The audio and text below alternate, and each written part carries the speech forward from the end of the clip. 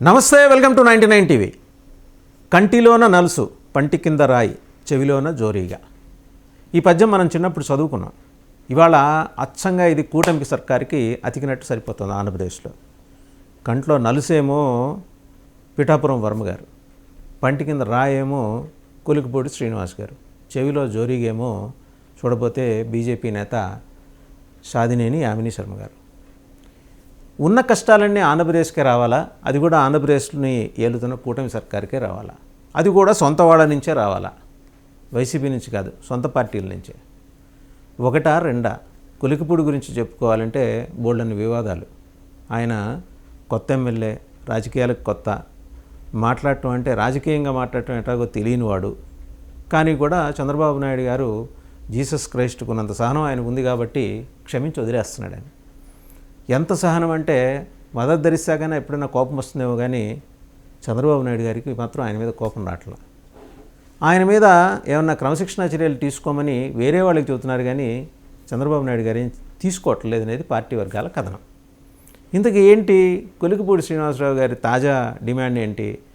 అదే నియోజకవర్గంలో ఉన్న రమేష్ రెడ్డి అనే తెలుగుదేశం నాయకుడిని సస్పెండ్ చేయకపోతే 48 గంటల్లో రాజీనామా చేస్తా అని ఎవరికి ఇచ్చారు అల్టిమేటం? ఆయన పార్టీ జాతీయ అధ్యక్షుడు, పార్టీ సుప్రీం కమాండరు అండ్ రాష్ట్ర ముఖ్యమంత్రి చంద్రబాబు నాయుడు గారికే ఇచ్చారు. చంద్రబాబు నాయుడు గారు ఏం చేశారు? ఒక త్రిసభ్య కమిటీ వేశారు. అందులో ఎవరున్నారు? కేశినేని చిన్ని ఎంపీ, అలాగే సత్యనారాయణరాజు గారు. సరే, ఆయన క్రమశిక్షణ అనేసరికి ముందరకు వచ్చేస్తారు. ఆయన ఎక్కువ ఉంటారు మానిటరింగ్ చేయడానికి.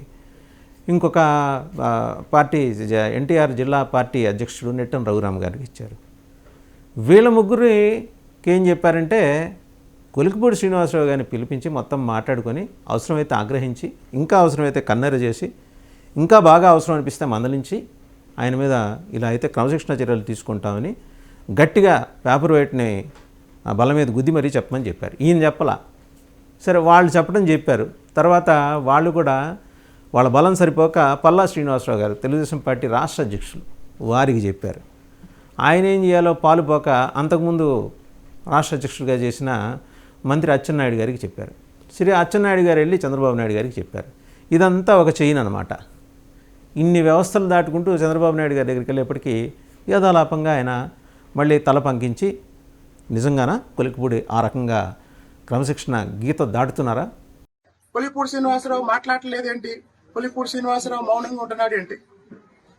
జగన్మోహన్ రెడ్డి కన్నా మంచి పరిపాలన అందించమని జనం మనకు ఓట్లేశారు. రోజు జగన్ తిట్టమని ఓట్లేదు. రోజు జగన్ తిట్టమని ఓట్లేదు. మనం ఆలోచించి అత్యంత వేగంగా ఒక 5-6 నెలల్లో నిర్ణయం తీసేసుకుందాం అని చెప్పేసి అచ్చెన్నాయుడు గారిని బుజ్జగించి పంపించేశారు. సో కథ కంచికి కొలికిపూడి శ్రీనివాసరావు గారు తిరువురికి.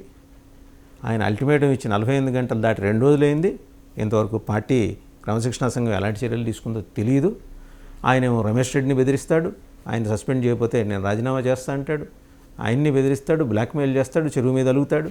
మరోపక్క ఆయన ఎవరో ఇంకొక ఆయన జనసేన నేత ఇన్ఛార్జి శ్రీనివాస్ గారని, ఆయనేమో సుపారీ ఇచ్చి చంపిస్తానని బెదిరిస్తానని చెప్పి ఆయన ప్రకటన జారీ చేశారు. ఆయన నేరుగా మీడియాతో వచ్చి మాట్లాడారు. దాని మీద జనసేన పార్టీ ఆయన్ని పిలిపించి, మీరు ఇట్లా పత్రికాముఖంగా మన ఎమ్మెల్యే గారి గురించి వెళ్ళకూడదు, మీడియా ముఖంగా ఏమన్నా ఉంటే పార్టీ క్రమశిక్షణ సంఘానికి వచ్చి చెప్పుకోవాలి, పార్టీ బాధ్యులకి చెప్పుకోవాలని, మీ మీద ఎందుకు చర్యలు తీసుకోకూడదో మాకు తెలియజేయండి నేరుగా వచ్చి అని చెప్పేసి ఆయనకి శ్రీముఖం పంపించారు. అది మనకు తెలిసిందే. పార్టీ క్రమశిక్షణకు సంబంధించి అజయ్ గారు చూస్తుంటారు, ఆయన ఇచ్చారు. సరే, అది అయిపోయింది. కొలికిపూడి గారికి వివాదాలు కొత్త కాదు. ఆయన కారణంగా మిగిలిన వాళ్ళు వివాదాల్లో చిక్కుకోవడము కొత్త కాదు. ఇప్పుడు ఆయన ఆ ఎలిగేషన్ ఏంటి? అసలు కేశినేని చిన్నితోనే కదా సమస్య నా నియోజకవర్గంలో తలదూర్చేస్తున్నాడు అని చెప్పేసి. విజయవాడ ఎంపీ కింద 7 నియోజకవర్గాలు ఉంటాయి, మాట్లాడతారు, ఏదో సర్దుబాట్లు ఉంటాయి. ఆయన్ని నిలిపి గెలిపించిందంతా కేశినేని చిన్నికి దగ్గరగా ఉన్నవాళ్ళే.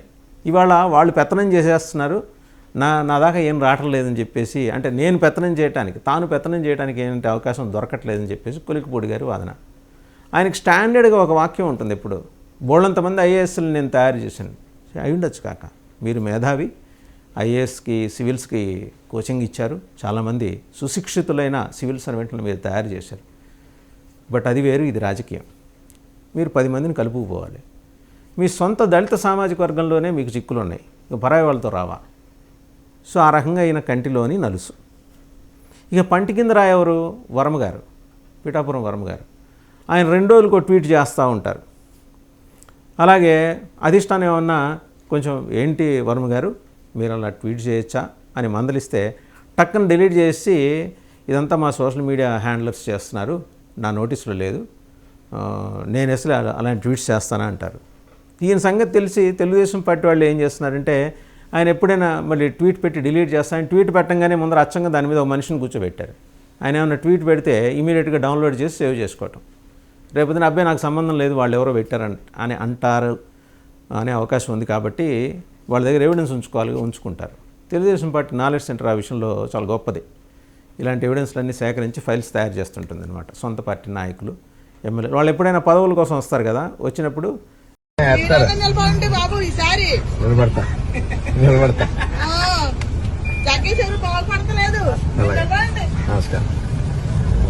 అయ్యా ఏంటిది అని చూపించడం, వాళ్ళు వెనక్కి తగ్గేలా చేయటం.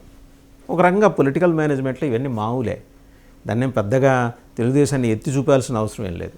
బట్ స్పష్టంగా చెప్పుకోవాలి, గొప్పగా చెప్పుకోవాలంటే చంద్రబాబు నాయుడు గారి క్షమాగుణం. ఇంతమంది ఎన్ని రకాలుగా క్రమశిక్షణ ఉల్లంఘించినా సరే ఆయన ఒక ప్రకటన రూపంలో కన్నెర చేయటం, ఒక ప్రకటన రూపంలో ఆగ్రహించడం, టెలికాన్ఫరెన్స్లో మాత్రం మీరు అలా పద్ధతి మార్చుకోకపోతే నేను పాత చంద్రబాబు నాయుడిని చూస్తారని హెచ్చరించడం, విని రొటీన్ అయిపోయింది వాళ్ళకి. ఈయనేం చర్యలు తీసుకోరలే, ఈయన క్షమించడంలో జీసస్ క్రైస్ట్ అంతటి వాడు, ప్రేమించడంలో మదర్ తెరిస్సా లాంటి వాడు అని చెప్పేసి ఫిక్స్ అయిపోయారు. చంద్రబాబు నాయుడు గారికి సహజంగానే ఆ క్షమాగుణం ఉంది, ఎవరేం చేస్తారు. సో అందువల్ల వీళ్ళకేంటంటే అప్పుడప్పుడు వాళ్ళ 6వ వేలుతో పార్టీని గోకుతుంటారు. సో అట్లా పిఠాపురం వర్మ గారు ఆయన మీద డెసిషన్ తీసుకోవటం, ఆయనకు పదవి అప్పచెప్పటం, ఏదో చేస్తే ఈ పంచాయతీ అంతా ఉండదు. ఇంకోటి ఏంటి, కొత్తగా పిఠాపురం నియోజకవర్గంలో మరి జన సైనికులు చెబుతున్నారో లేకపోతే ఎలాగొచ్చిందో తెర మీదకి ఒక వాదన వచ్చింది. పిఠాపురం వర్మ గారు నిజంగా పనిచేసి ఉంటే 1,00,000 ఓట్ల మెజారిటీ పవన్ కళ్యాణ్ గారికి వచ్చేదని ఒక ప్రచారం బయలుదేరింది. ఇది ఆయన అంటే కిట్టని వారు చేస్తున్నారా లేకపోతే ఆయన అనుకూల వర్గం చేస్తుందా, ఇది అధిష్టానం దృష్టికి తీసుకెళ్ళటానికని. ఆయన్ని ఖాళీగా ఉంచకూడదు. వెనకటికి ఉమ్మడి రాష్ట్రంలో ఒక సామెత ఉండేది, చెన్నారెడ్డి గారిని క్యాబినెట్ బయట ఉంచకూడదు అని. క్యాబినెట్లో తీసుకోబోతే ఆయన బయట ఉండి పొన్నుకర్రతో రాజకీయాలు చేస్తాడని. ఇప్పుడు పిఠాపురం వర్మ గారి పరిస్థితి కూడా అదే. ఆయన్ని అర్జెంటుగా ఎక్కడో చోట ఉద్యోగం ఇచ్చేసి, ఎమ్మెల్సీ ఉద్యోగం అంటే ఇప్పుడు ఉన్న పలంగా రాకపోతే 2-3 నెలలు ఆగాలి, కనీసం ఆ రాబోతున్నది మీకు ఇస్తున్నామని చెప్పి బుజ్జగించి అనునయించి ముద్దాడి లాలించి ఎత్తుకొని ఆయన్ని ఏదో సర్ది చెప్పుకోవాలి, అది చేయట్లా. ఆయన నా ప్రజలే నా బలం అంటూ ఒకరోజు ఒక పెద్ద పోస్టర్ వేస్తాడు, ఇంకో రోజు ఆర్గనైజ్డ్గా ఉంటుంది ఆయన రిలీజ్ చేసిన వీడియో, అది కూడా ఇప్పుడు మనం చూడొచ్చు. ఇందాక కొలికిపూడి గారు మాట్లాడింది మీరు చూడొచ్చు. పులిపూడి శ్రీనివాసరావు మాట్లాడలేదేంటి? పులిపూడి శ్రీనివాసరావు మౌనంగా ఉంటున్నాడు ఏంటి? జగన్మోహన్ రెడ్డి కన్నా మంచి పరిపాలన అందించమని జనం మనకు ఓట్లేశారు. రోజు జగన్ తిట్టమని ఓట్లేదు, రోజు జగన్ తిట్టమని ఓట్లేదు. ఇప్పుడు ఈయన మాట్లాడింది, ఒక మహిళ వచ్చి అయ్యా అని నమస్కారం పెట్టి నెక్స్ట్ టైం వచ్చేతాడు నువ్వే నిలబడాలయ్యా అని, నిలబడతానమ్మా అని ఈయన.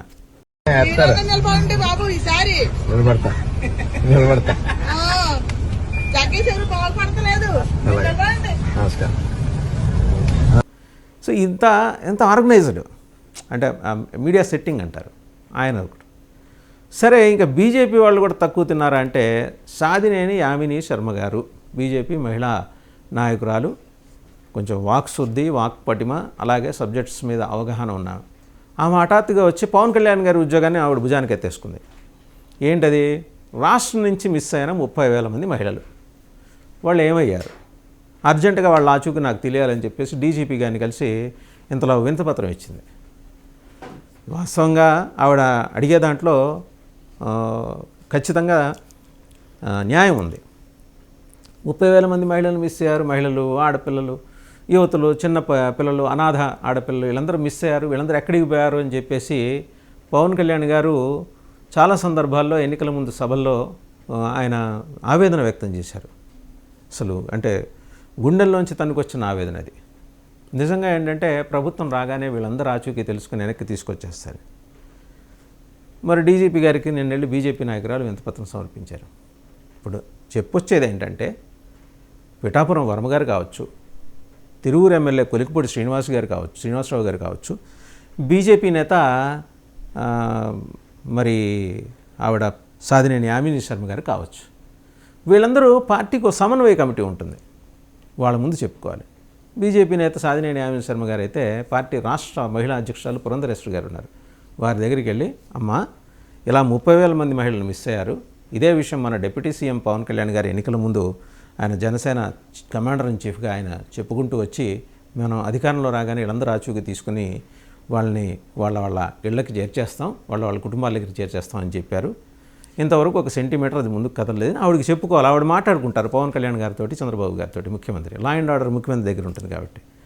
హోంమంత్రి అనిత గారి దగ్గరికి వెళ్ళి ఎంత చెప్పినా ఎవరి ముందో శంఖం ఊదినట్టే ఉంటుంది, ఎందుకంటే లా అండ్ ఆర్డర్ ఆమె దగ్గర లేదు. మహా అయితే సమీక్షా సమావేశాలు నిర్వహించడం, చంద్రబాబు గారి మాదిరి అప్పుడప్పుడు కన్నెర చేయటం, ఆగ్రహించడం, ఈ మాత్రం చేయగల ఆవిడ. లా అండ్ ఆర్డర్ సబ్జెక్టు పూర్తిగా సీఎం దగ్గర ఉంది. అక్కడికి వెళ్ళేలా పురంధరేశ్వరి గారి దగ్గర లాబీ చేయాలి. ఇక కొలికిపూడి శ్రీనివాస్ గారు తలపాగా చుట్టేసుకొని ఆవేశించడం మినహా నేరుగా పార్టీ జాతీయ అధ్యక్షుల వారి దగ్గరికి వెళ్ళి, అయ్యా నాకు ఈ రకంగా సమస్యలు తీసుకొస్తున్నారు వీళ్ళందరూ, ఇలా అయితే కష్టం, నన్ను ఉద్యోగం చేసుకొని అని చెబితే ఆయన ఏదో చేస్తారు. అలా కాకుండా పత్రికాముఖంగా వచ్చేసి మీడియాముఖంగా ఆ వీడియోలో ఆయన ఏం మాట్లాడారు, జగన్ పరిపాలన కన్నా మేలైన పరిపాలన అందిస్తామని వచ్చాం, జగన్మోహన్ రెడ్డిని తిడుతూ కూర్చుంటే పని కాదు కదా అన్నారు. కొలిపూడి శ్రీనివాసరావు మాట్లాడలేదేంటి, కొలిపూడి శ్రీనివాసరావు మౌనంగా ఉంటున్నాడు ఏంటి? జగన్మోహన్ రెడ్డి కన్నా మంచి పరిపాలన అందించమని జనం మనకు ఓట్లేశారు. రోజు జగన్ తిట్టమని ఓట్లేదు, రోజు జగన్ తిట్టమని ఓట్లేదు. నిజమే ఉండొచ్చు, కానీ ఆయన చెప్పాల్సిన వేదిక ఏంటి? తెలుగుదేశం పార్టీ హెడ్ క్వార్టర్స్ అంతర్గతంగా జాతీయ ప్రధాన కార్యదర్శి నారా లోకేష్ అని ఒక యువకుడు ఉన్నాడు అక్కడ. చాలా ఉత్సాహం ఊళ్ళూరుతూ ఉరకలేస్తే ఒక యువరక్తం ఉన్న నాయకుడు. ఆయన దగ్గరికి వెళ్తే ఆయన చీటికలో పరిష్కరిస్తారు. వెళ్ళటలేదు ఈయన. మరి ఈయన కన్నా సొంత ఎజెండా ఉందేమో తెలియట్లేదు. మరోపక్క ఆయన మీద ఆరోపణ ఏంటి, వైసీపీలో చేరబోతున్నారు, వైసీపీకి ఇప్పుడు ఎమ్మెల్యేల బలం పెరుగుతోంది 12కని. సరే, అదొకటి అయింది. సరే, ఇక పిఠాపురం వర్మ గారిది చెప్పేశాం.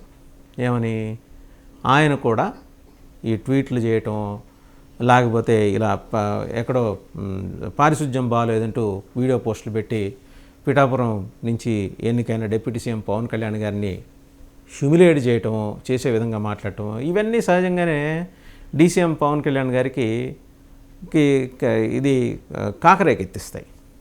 ఇలాంటివి ఏంటంటే ఈ రెచ్చగొట్టే వ్యవహారాలు కూటమి నాయకులు మానుకోకపోతే ప్రభుత్వం సజావుగా ముందుకు సాగడానికి అవకాశం ఉండదు. కాబట్టి కూటమి అగ్రనాయకత్వం దీని మీద దృష్టి పెట్టాలి. తెలుగుదేశం పార్టీ జాతీయ అధ్యక్షుడు చంద్రబాబు నాయుడు గారు, జాతీయ ప్రధాన కార్యదర్శి నారా లోకేష్ గారు, అలాగే బీజేపీ రాష్ట్ర అధ్యక్షురాలు పురంధరేశ్వరి గారు, జనసేనాని commander in chief Pawan Kalyan garu ముగ్గురు కూర్చొని ఇలాంటి అంశాలని అడ్రస్ చేయకపోతే వైసీపీకి అడ్వాంటేజ్గా మారుతుందని నెటిజన్లు సూత్రీకరిస్తున్నారు. మరి ఈ కంటిలోన నలుసు, పంటి కింద రాయి, చెవిలోన జోరీగా, వీటన్నిటినీ కూటమి ఎలా అడ్రస్ చేస్తుందో చూడాలి కూటమి అగ్రనాయకత్వం.